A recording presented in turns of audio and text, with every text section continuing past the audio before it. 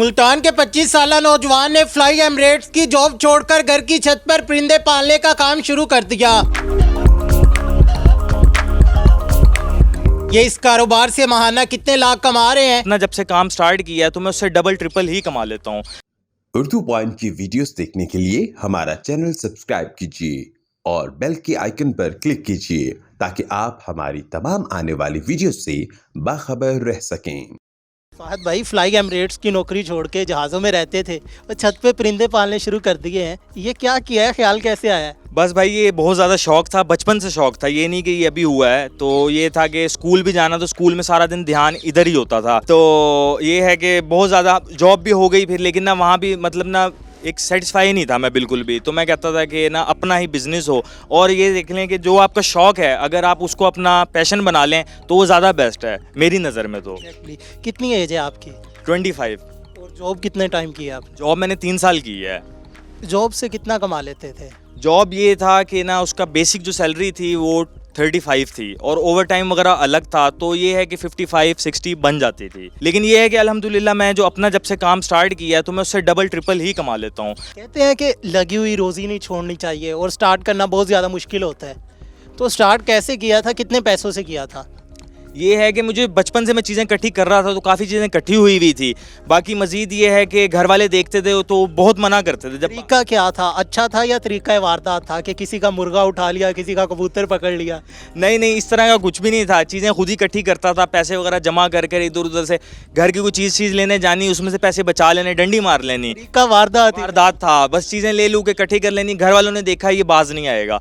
फिर ये है कि अब्बू ने भी काफ़ी सपोर्ट करी, उन्होंने फिर ये सारा सेटअप बनवा के दिया मुझे। उसके बाद चीज़ें लेना शुरू कर दी। अल्लाह का शुक्र है कि घर वालों ने सपोर्ट किया। फिर तो उसके बाद अब वो देखते हैं, वो कहते हैं कि और मज़ीद इसको बढ़ाओ। स्टार्ट कितने से किया था? जो स्टार्ट में कितने पेयर थे आपके पास और कितनी इन्वेस्टमेंट थी? स्टार्ट मैंने किया था 2 पेयरों से, फिर उनकी ब्रीड वगैरह जब हुई, बच्चे वगैरह सेल किए तो वो अच्छी एक हैंडसम अमाउंट इकट्ठी हो गई। उससे मैं लेके आया पिंजरे वगैरह। तो घर वालों ने जब उन्होंने देखा कि वाकई यह बच्चा कुछ कर रहा है तो फिर उन्होंने थोड़ा सा साथ देना शुरू किया। आहिस्ता आहिस्ता फिर सब कुछ करवा के दिया उन्होंने। चंद हज़ार से आपने शुरू किया? बिल्कुल ऐसे ही। अब जो आपकी इन्वेस्टमेंट है वो कितनी है?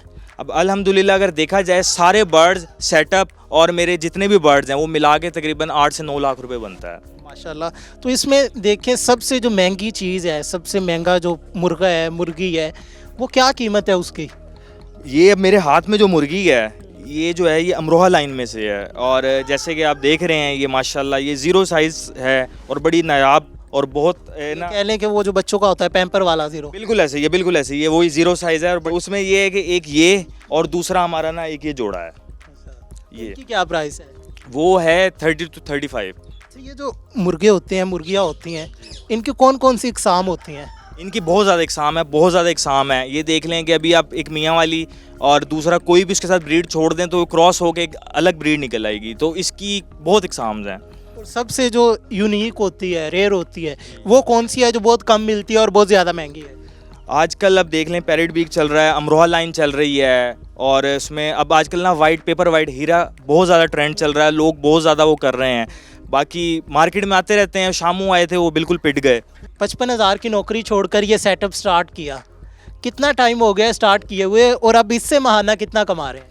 अकमल भाई ये सेटअप स्टार्ट किए हुए मुझे हो गया है 3 साल और ये है कि जो मेरी सैलरी थी उससे मैं 3-4 गुना ज़्यादा ही कमा लेता हूँ। और ये डिपेंड करता है सीज़न पे। अब सीज़न स्टार्ट है, 6 महीने का सीज़न है तो उसमें बड़े जैक लगते रहते हैं, उसमें बहुत ज़्यादा जैक लगते हैं तो अक्सर बहुत ज़्यादा हैंडसम अमाउंट भी इकट्ठी हो जाती है। अक्सर घर में कोई चीज़ हो तो बंदा उस चीज़ से मशहूर हो जाता है। जैसे गांव में कह लें गाड़ी है, कुएं वाला घर, गाड़ी वाला घर। तो आपके मोहल्ले में क्या है, मुर्गों वाले घर के नाम से मशहूर है, क्या कहते हैं आपको? नहीं, उसमें ये है कि मोहल्ले में भी और दोस्त भी वो सारे कहते हैं वो फहद के परिंदे। कॉल आएगी तो हाँ भाई फहद के परिंदे कैसा है, और बाहर जो मिलेगा वो यही कहेगा फहद के परिंदे कैसा। आपने कभी कहा नहीं लेके उड़ जाऊंगा?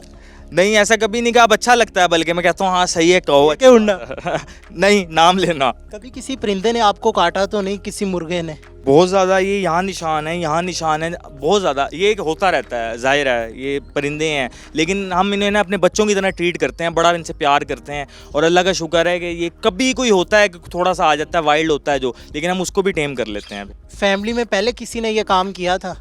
नहीं, अभी फ़िलहाल तो पहले नहीं किया और अभी भी नहीं किया, लेकिन लगता है कि अब करेंगे। परिंदे आपने पाले हुए हैं, जारी बात है आपने मुर्गे पाले हुए हैं तो इनमें बीमारी भी आती होगी, बिल्कुल आती है। बहुत सारे लोग और भी देख रहे होंगे, इनमें कौन सी जो बीमारी है वो ज़्यादा आती है और उसका कोई टाइम पीरियड है कि इस टाइम पीरियड में आती है? नहीं, इनकी अकमल भाई बहुत सी बीमारी हैं, अक्सर सफ़ेदा हो जाता है, वेदर चेंज हो रहा है, जिस तरह इन्हें नज़ला हो जाएगा, गले में खरखर हो जाएगी, तो बुखार हो जाता है, इसके मुख्तलिफ वो हैं। वैसे तो हम मेरे सारे बर्ड्स वैक्सीन हैं, वैक्सीन हुई हुई है सबकी, लेकिन फिर भी बीमारी आती है तो अल्हम्दुलिल्लाह हम उसको फ़ौरन उसकी ट्रीटमेंट करते हैं और वो फ़ौरन सही हो जाते हैं। अभी तो वेदर अच्छा है कि ना ज़्यादा गर्मी है ना ज़्यादा सर्दी है, तो गर्मियों में इनकी कैसे केयर की जाती है, क्योंकि गर्मी गुजरी है और अभी सर्दी आने वाली है, दोनों सीज़न में कैसे इनकी केयर करते हैं आप? क्योंकि गर्मी के टाइम तो बहुत ज़्यादा दिन को गर्मी हो जाती है और जब सर्दियाँ आएगी तो सारा दिन भी और मोस्टली तो रात को बहुत ज़्यादा सर्दी हो जाती है, वो इफ़ेक्ट करती है इन पे? नहीं, वो इसका ये है कि ना एक तो ये सर्दी बर्दाश्त करते हैं, दूसरा ये ना मैंने सारा इनको कवर कर देता हूँ, आगे चिक, फिर उसके पीछे पर्दा, फिर आगे शॉपर हो जाता है, तो ठंड इनको बिल्कुल नहीं लगती। गर्मियों में मैंने इनके कूलर बनवाए हुए हैं स्पेशल, डीसी कूलर लगे हुए हैं, सारे वो लगे होते हैं, आगे इनकी ग्रीन छत होती है, तो इन्हें बिल्कुल भी फ़र्क नहीं पड़ता। फिर इन्हें बड़ा अच्छा माहौल देते हैं, जैसे हम खुद रहते हैं वैसे इन्हें रखते हैं। घर की छत के ऊपर आपने खरगोश भी रखे हुए हैं, तो ये पक्की ज़मीन है, तो खरगोश या आप तंग तो नहीं होते? नहीं, बिल्कुल भी नहीं, खरगोश बढ़ के बहुत ज़्यादा खुश हैं और इसी पक्के उस पे वो अपना ब्रीड कर रहे हैं, आए दिन उनके बच्चे हो रहे हैं।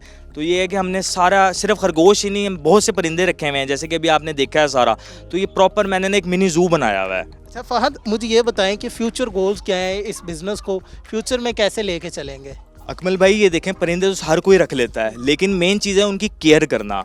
अब ये देखें, लोग रख लेते हैं, वो गंदगी में पड़े हैं, उनको खाना 2-2 दिन नहीं डाल रहे हैं, और ना मेरा जो है ना परिंदा मरे ना, लोग इन चीज़ की परवाह नहीं करते। वो बेज़ुबान परिंदा है, वो कहते हैं इंसानों पे जुल्म हो रहा है, तो फिर परिंदे हैं।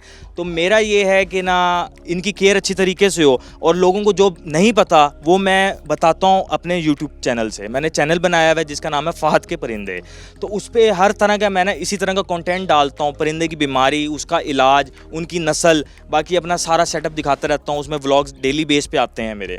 उम्मीद करते हैं आपको आज की वीडियो पसंद आई होगी। अपने मेज़बान मोहम्मद अकमल को दीजिए इजाज़त। देखते रहिए उर्दू पॉइंट। अल्लाह निगहबान।